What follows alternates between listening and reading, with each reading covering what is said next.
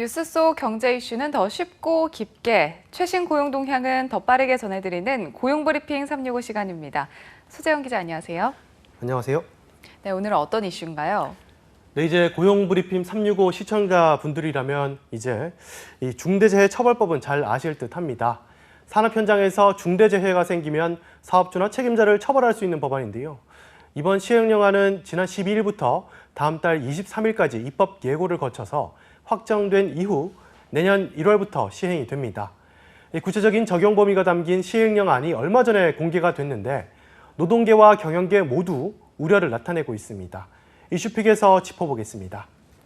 네, 우선 시행령에 어떤 내용이 담겼는지부터 짚어봐야 할 것 같은데요. 눈여겨봐야 할 내용 어떤 게 있을까요? 네, 중대 산재에 포함되는 직업성 질병이 처음으로 공개가 됐습니다. 24가지 질병입니다.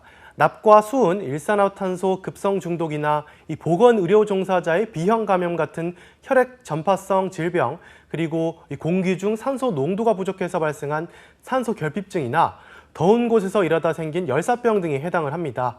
그런데 이 지정된 24가지 질병에 노동계와 경영계 모두 우려를 나타냈습니다. 노동계는 이 과로사 요인으로 꼽히는 뇌, 심혈관계 질환과 근골격계 질환은 포함되지 않은 점을 들어서 반대를 했고요. 경영계는 병의 종류만 나열했을 뿐 요양기관 같은 중증도 기준이 담기지 않은 점을 지적하고 나섰습니다. 네, 정부가 이 직업성 질병의 범위에서 이 직업성 뇌 심혈관계 질환을 제외했는데 이유가 뭐죠? 네, 정부는 크게 두 가지 이유를 들고 있습니다. 네. 그런 질병들은 천천히 나타나기 때문에 이 인과관계를 규명하기가 어렵고 사업주가 예방하기도 어렵다는 겁니다. 또 경영진 처벌로 이어지려면 이 명백한 업무 관련성이 인정이 돼야 하는데 개인 기저질환이나 가족력 등을 배제할 수 없다는 이유도 있습니다. 하지만 산업재해 질병 사망자 가운데 뇌, 심혈관계 질환이 40%로 비중이 가장 크고 직업 관련 부상자 가운데선 60%가 근골격계 질환인데 이 두 질병도 중대재해 대상에서 제외된 만큼 노동계의 요구가 계속될 것으로 보입니다. 향후 여전히 불씨가 남은 셈이죠. 네, 무엇보다 중요한 게 이 법의 취지를 제대로 담아내느냐인데 이 중대재해 사고를 내면 경영 책임자까지 처벌을 해야 한다라는 거잖아요. 이 시행령에 이런 내용은 제대로 담겼습니까? 네, 그렇습니다. 내년 1월부터 적용이 되는데 회사에서 안전 예방 조치를 충분히 하지 않아서 사망 사고가 나게 되면 대표이사 등 책임자가 처벌을 받게 됩니다. 시행령의 핵심은 경영 책임자와 사업주 등이 사고를 막기 위한 인력과 예산 투자를 소홀히 했을 때 처벌한다는 겁니다. 사망자가 나오면 책임자는 1년 이상의 징역 또는 10억 원 이하의 벌금을 물어야 하고요. 또 법인도 50억 원 이하 벌금이 부과되고 책임자의 중과실이 있으면 손해액의 5배 이내로 징벌적 손해배상 책임을 지게 됩니다. 그런데 문제는 또 따로 있습니다. 단순히 사업주 또는 경영 책임자라고만 명시가 돼 있다는 겁니다. 그렇다면 사고가 났을 때 이 처벌을 해야 하는 이 경영 책임자가 그때그때 다를 수가 있겠네요. 네, 맞습니다. 정확하신 지적인데요. 네.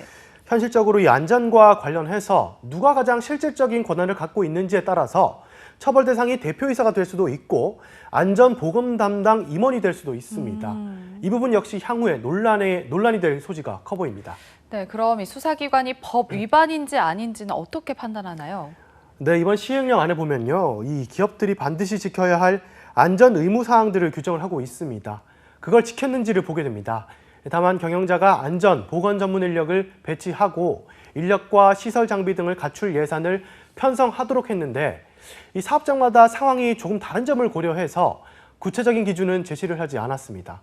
그런데 사실 이 적정 인력, 적정 예산 편성 이렇게 모호한 부분들이 있기 때문에 향후 별도의 가이드라인을 통해서 이렇게 보완을 할 예정입니다. 네, 그런데 이번 중대재해처벌법 시행령이 마련이 됐어도 지난달에 일어난 광주 건물 철거 현장 사고 같은 경우에는 이 책임자를 처벌할 수 없다는데 왜 그런 거죠?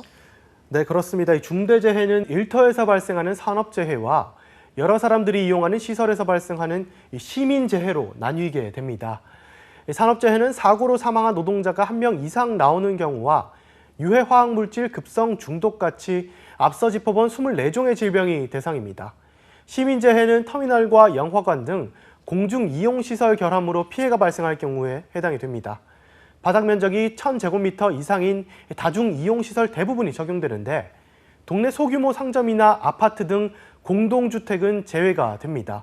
이런 기준점에 의해서 철거나 건설 현장은 공중이용시설에서 제외됐기 때문입니다.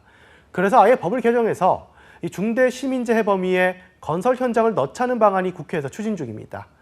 또 건설 현장만을 따로 법을 만들어서 안전 책임을 명확히 하자는 건설안전특별법도 발의되어 있는 만큼 앞으로 조금 더 지켜봐야 할 것 같습니다.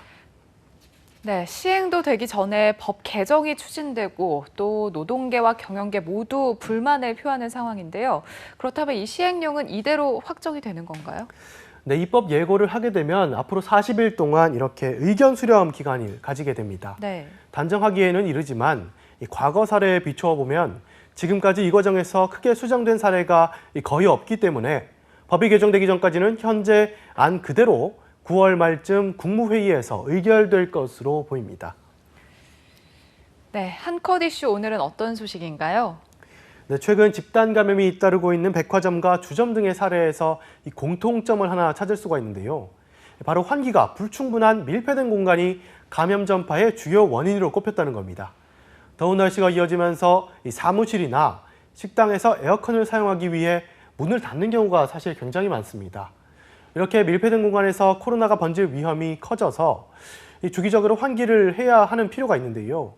정은경 질병관리청장은 지난 9일 여름철 그리고 장마철 도래로 실내에서 장기간 머무는 시간이 늘어날 것으로 예상되는 만큼 에어컨 사용 시에도 실내 환기를 자주 해줄 것을 당부를 했습니다. 네, 그렇다면 에어컨을 켠 상태에서 환기는 얼마에 한 번씩 해주는 게 좋은 건가요? 네, 많은 분들이 궁금해하실 텐데요. 이 전문가들은 에어컨을 켠 상태에선 최소 2시간에 한 번씩 문을 열어서 자연 환기를 해주는 게 좋다고 조언합니다. 네. 이때 단순히 입구뿐만 아니라 이 창문이나 다른 출입구를 함께 이렇게 열어주는 게 훨씬 더 효과적이라고 합니다. 자연 환기가 어려운 경우에는 지하 시설 같은 경우가 있죠. 이런 경우에는 환기 장치를 설치해서 지속적으로 이렇게 환기를 해주는 게 도움이 될 수 있다고 전문가들은 조언합니다. 네, 우리의 산업 현장에서의 안전은 물론 일상의 안전을 완전히 되찾는 그날 언제쯤 올까요? 중요한 건 오늘 하루도 이런 내일을 위해 노력하고 또 지켜나가는 사람들이 있다는 생각이 듭니다. 오늘도 소재영 기자와 함께했습니다. 고맙습니다. 감사합니다. 네, 지금까지 고용브리핑 365였습니다.